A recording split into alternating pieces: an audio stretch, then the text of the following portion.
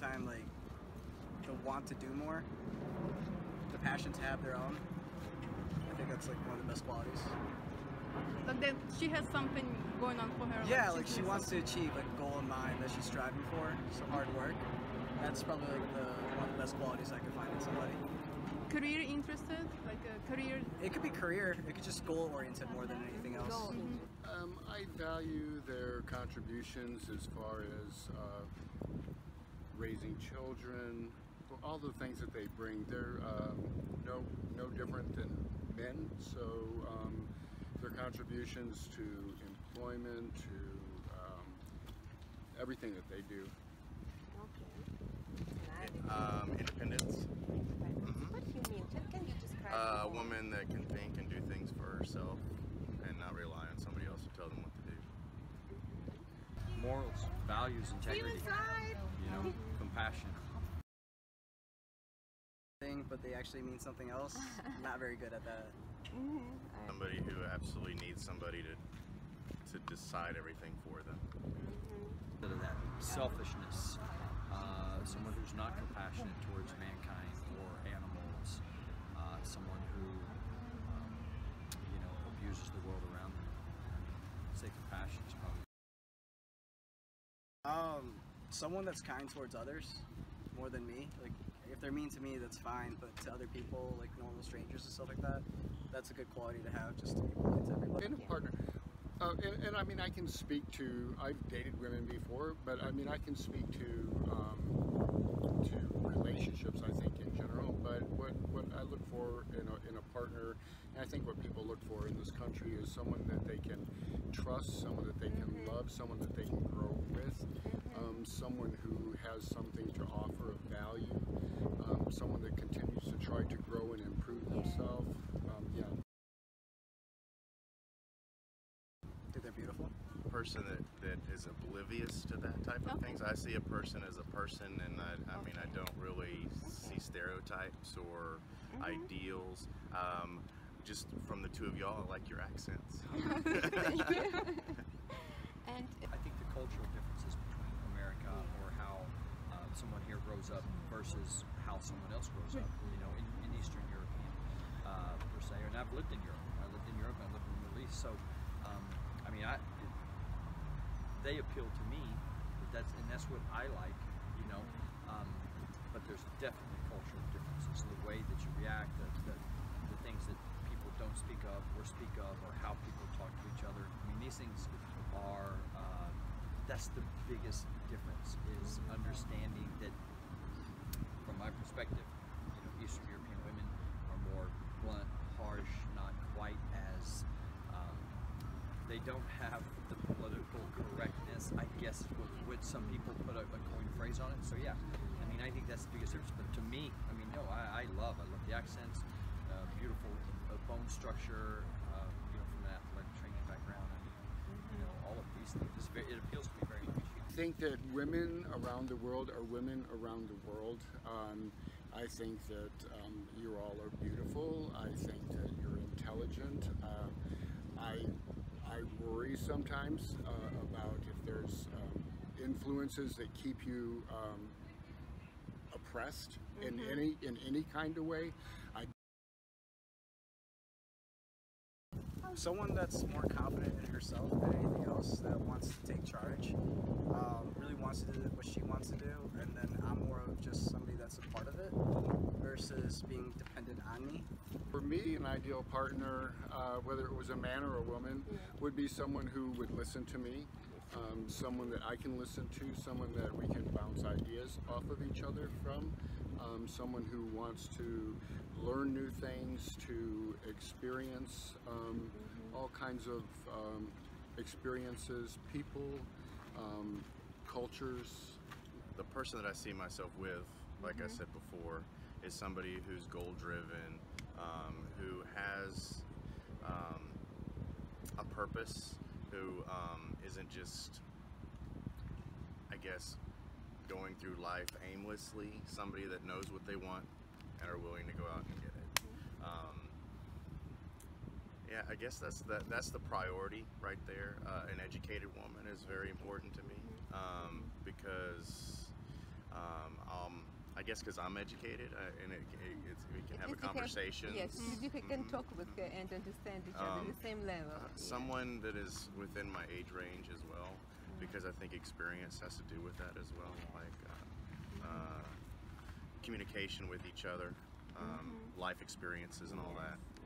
Yes, ma'am. And Yeah, I think you have to have a lot of things in common, but if you're asking me for one initial thing, I think it's the compassion. You know,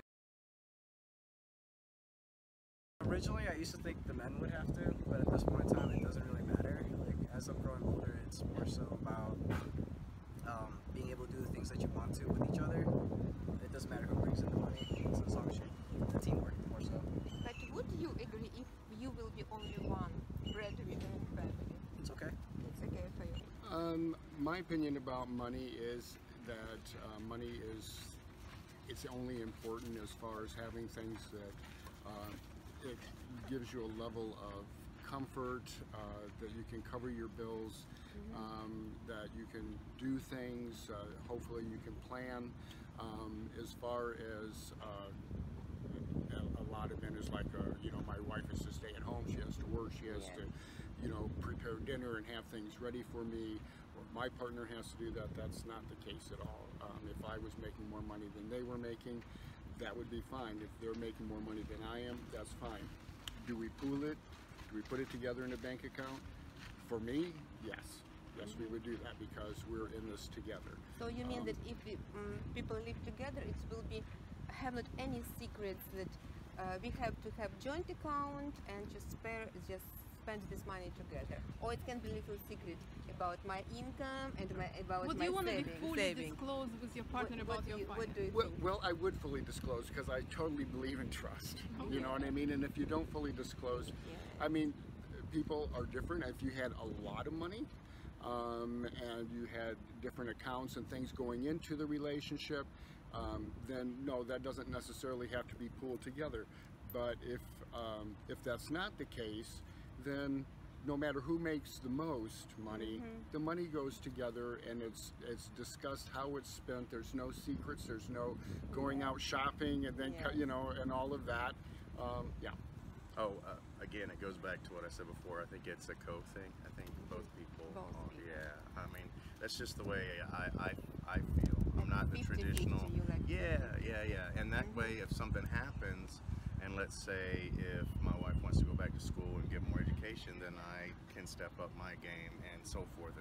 And it's not just one person. It's both people put in 50-50.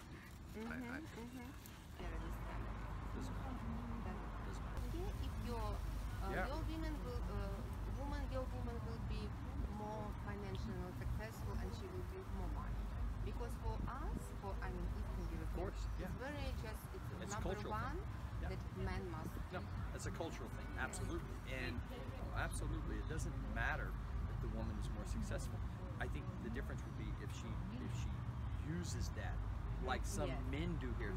If he uses that as a dominate over the partner, as long as that dominating mentality is not in the relationship, except in certain areas which are part of the character anyway.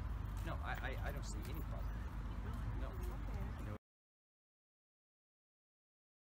Start dating, that'd be fine. It's okay. In budget, you have all these expenses together, so in that case, you should both know what's going on. It should be fully transparent. Yeah, because you might want to do something that somebody else might not agree with, so that's not okay. For instance, let's say if I have a lot of student loans myself, so if I'm going to marry somebody, they're going to absorb my debt and just in name alone, and I would like them to be aware that, hey, you're going to absorb this, and vice versa. If they have the same, if they have student loans and I'm going to absorb, then it's going to affect our credit rating, how we're going to get a house, where we're going to live together, and then when we're together, I feel that if two people have separate financial, institutions that they're driving for themselves, it leads to separation.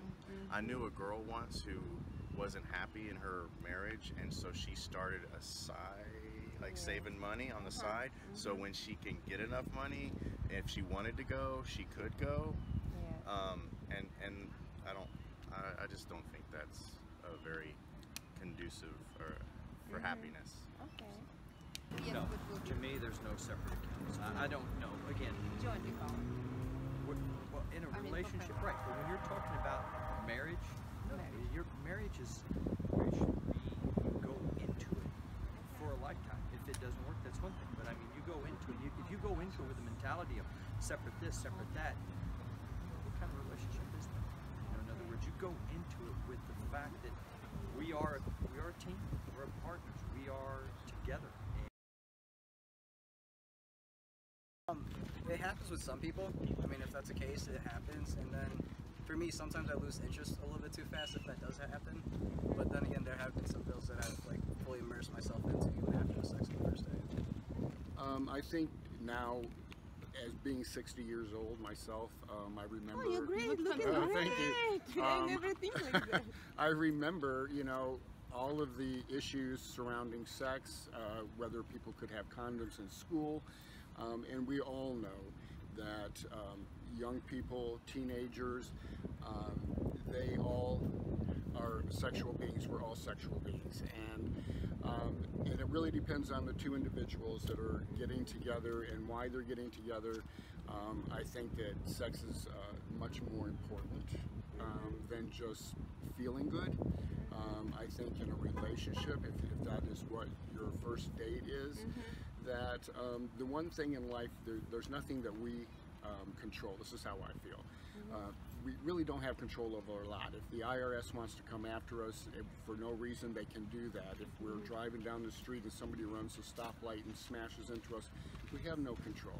The one thing we do have control over is our body and who we decide to give that to. And that's very precious, and that's really a part of the truth and the trust. So if you just go out and have sex on the first date, some people will. But if I think you're a more sentient and thoughtful person about why you're going out on a date, then I probably wouldn't do that. Again, I'm a little different. I don't have sex on the first date. I guess maybe because I'm a little older and I grew up with the idea not only of being fearful of what you could catch, but also just being a gentleman. And I probably won't even have sex until probably the third or fourth date if it's somebody that I really care about. But don't get me wrong, I've gone to bars and had sex when I first met somebody, but usually those are people that If you feel I something, don't have a future with, Yeah. But if there's possibility of having Exactly, a future with, then that's when you need to take it slow. So Absolutely not. In order for me to be with a person intimately or sexually, I want to have a particular connection. I think intimacy, sex is part of it, and I think that's important to build a certain bond. It's all depending on the person that you're meeting. Like, I mean, if it happens within the first 30 minutes, it happens within the first 30 minutes. If it takes a couple of days, then it's fine. It's just depending on the chemistry that you feel or the moment in itself. And that's kind of an interesting concept too on that, because some people say, oh, well, they just went to sleep with me on the first date, so it can't be serious. Or I'm afraid that if I do go to bed with him, this isn't going to happen. So, I mean, you have to kind of know yourself, and it's really kind of an individual reason, but it seems the younger you are, the easier it is to just to do that. But the more experience you've had, and you're going out as a middle-aged person, then it's probably a little better to sit and wait, I think. Yeah. Right. And Depends on the time too as well, but how many days between each and what we're doing in the relationship. But it also has to do with her, whether or not we're both on the same page. and right now, a lot of being Basis. so you Because can't say this. I can't. No, I don't have a Like 1 rule week, that. No, 2 weeks, no no, rule. I don't have a That's rule. what you have to feel it. No, you have to feel it. You have to be comfortable on an intimate level before you get to that point. goes for, yeah, I mean, I could respect that, but I mean, prefer not to. Well, there's obviously a reason that they're waiting that long, and a lot of those are religious reasons. A lot of those may be societal within their family. But I think if you can do that, and both people are good with that, then so be it, right? And I've seen that happen before. But I don't think in this day and age that it's really going to happen. Honor that, and I think that's awesome. I mean, I think that's a pretty cool idea. It wouldn't scare you off. No, not at all. Now, if it's somebody who wants to wait like 5 years, then No. I I've got to really love her. But you know, I think that's awesome. Yeah. Again, to that individual person, that's fine. If that's their decision. To me, I think intimacy is a big part of the relationship, and I think just like growing in all parts of the relationship. Hey, I like this color. I like to do this. I like to do that. You know, what if someone really likes one particular thing and the other person can't quite satisfy that? And these are important parts of the relationship. So I think it would be important before you get to that point. You know, I think it's part of the relationship.